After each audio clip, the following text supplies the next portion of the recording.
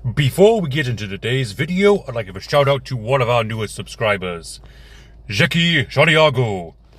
I do apologize if I pronounced your name wrong. That is what the pronunciation websites gave me. But in either case, thank you for subscribing and welcome to the family. And now on with today's video.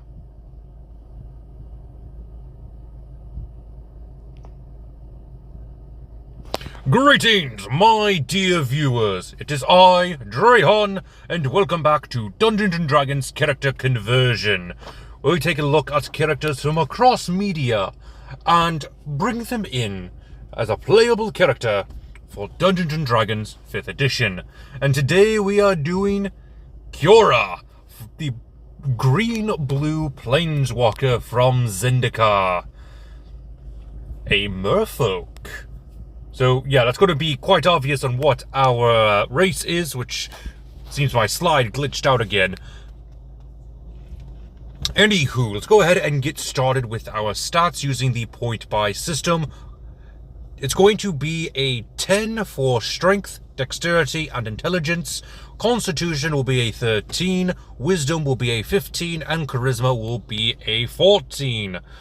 Like I said, we're doing the merfolk race, which will give us a walking speed of 30 feet, a swimming speed of 30 feet, the amphibious traits letting us breathe both air and water, and we're going to do the sub-race Ula Creed, or the Water Merfolk. We actually went a little bit over this last week with the Merfolk character concept video, if you'd like to check that out. For your proficiencies, you get access to the skill Survival and proficiency in Navigator's Tools. You also get a free cantrip from the Wizard spell list, which uses your intelligence modifier. We're going to go with Shape Water. And since you are a merfolk, you are going to get an increase to 2 of your ability scores. It does list other ability scores within the Zendikar supplement, but we are going to go for a +1 in Constitution with a +2 in Charisma, thanks to the rules from Tasha's Cauldron of Everything. And of course, you can get the merfolk from Planeshift Zendikar, at least this version of the merfolk. Next is background. We're going to go with the background of Planeswalker from Planeswalker's Guide to Planeswalkers of Ravnica by Christopher Willett, a favorite supplement of mine that we will be using for every single Planeswalker that we are able to do. If you do see one of my older videos that did not use a Planeswalker background, that is because I discovered this after those videos were created. Anywho, for your proficiencies, you'll get access to Arcana and Survival, 1 musical instrument or gaming set of your choice. You also get proficiency in 1 language of your choice with the feature Planeswalker Spark. As of the latest chapter in the Magic the Gathering series, we have the fact that a lot of Planeswalkers have lost their spark after the March of the Machines. And Kiora was no exception. So we are going to go with the noble background to sort of tie into her non-Planeswalker card, Sovereign of the Deep, which calls her a noble.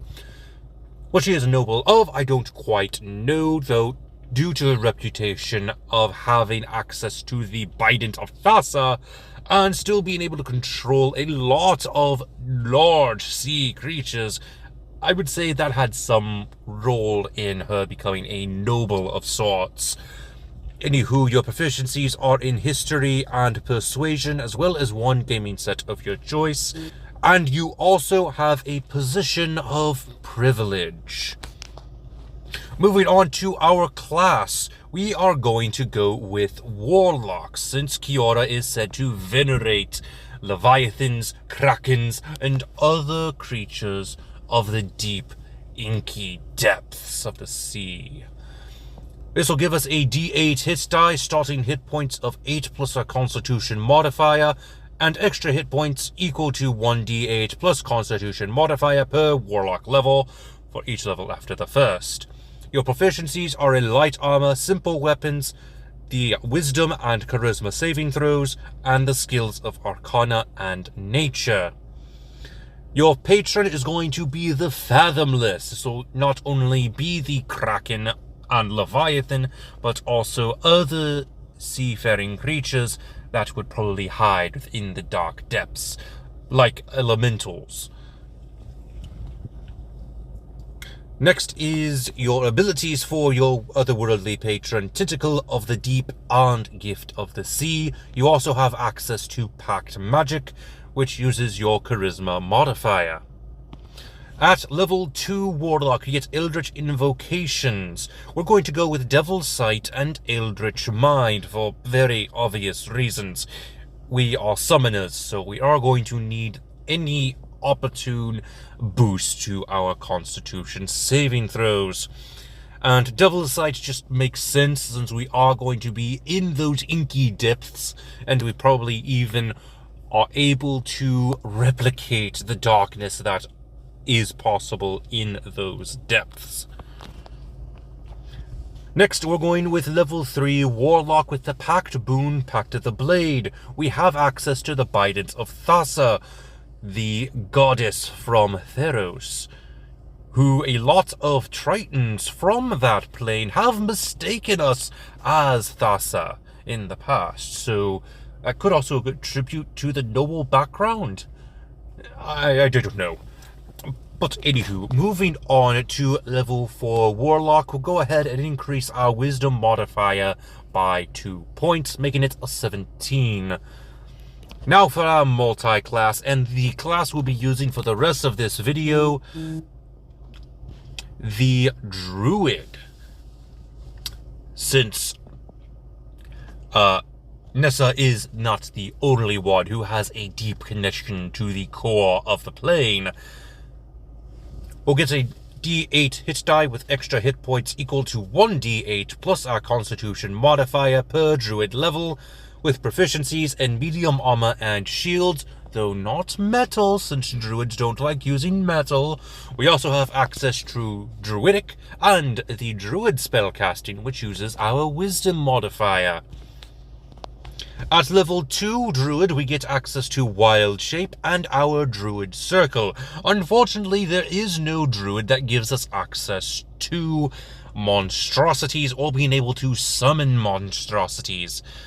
There are some that are semi-close, though they do not give us what we need for this build, so the closest that we can actually get is the Druid Circle, known as Circle of the Shepherd, giving us access to Speech of the Woods and Spirit Totem.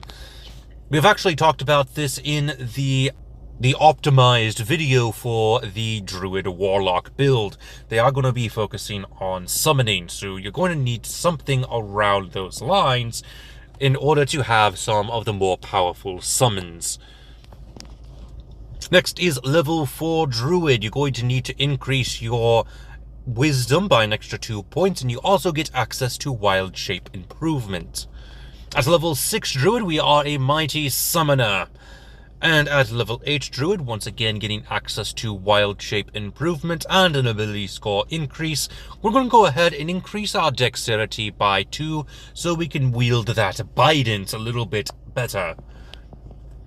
Next is level 10 Druid. We get access to Guardian Spirit.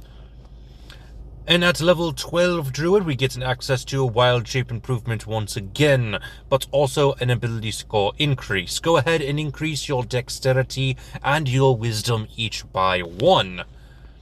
At level 14, we get Faithful Summons, which gives us access to the Summon Beasts spell, which gives us access to being able to summon 4 CR2 creatures.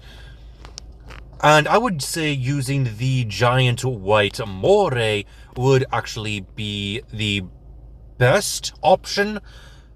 Though if you wanted to go with something that's similar to the shoal serpent, I would definitely recommend going with the Plesiosaurus, which is a recommendation by Planeshift Syndicate itself. At level 16 Druid, we're going with the Resilient feat instead of our normal ability score improvement. We'll get access to the saving throws of Dexterity and increase our Dexterity by 1 additional point.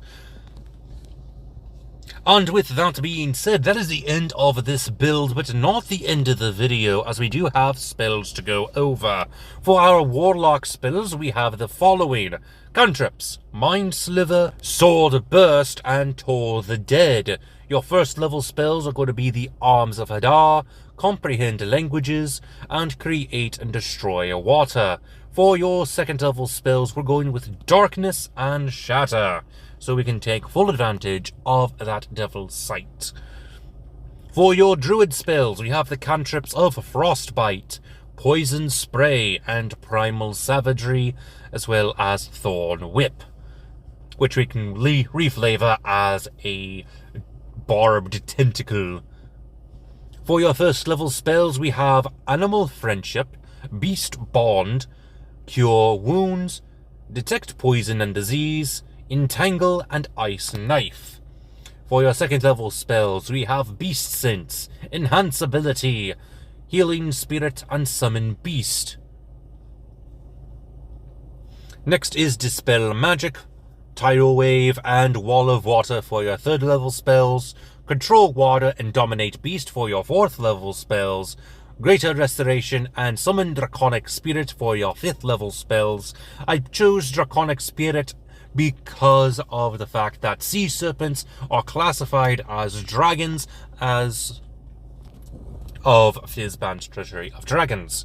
Next is Conjure Fey, which, by the way, Conjure Fey is able to get us a level 6 or lower beast.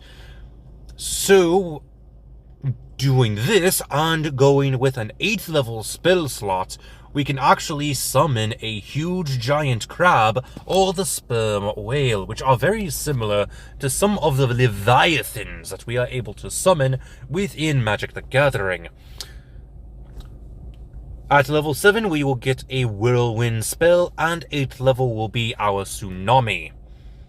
Unfortunately, Cobalt Press does not have any summoning spells for monstrosities, so we are unable to get the leviathans or the kraken from those summoning spells.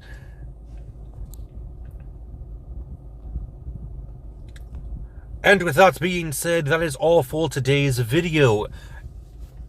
Did you enjoy? Let me know in the comments section below, and also let me know if you would like to see a particular character in a future video. But with that being said, this has been Drahon, and I am offline.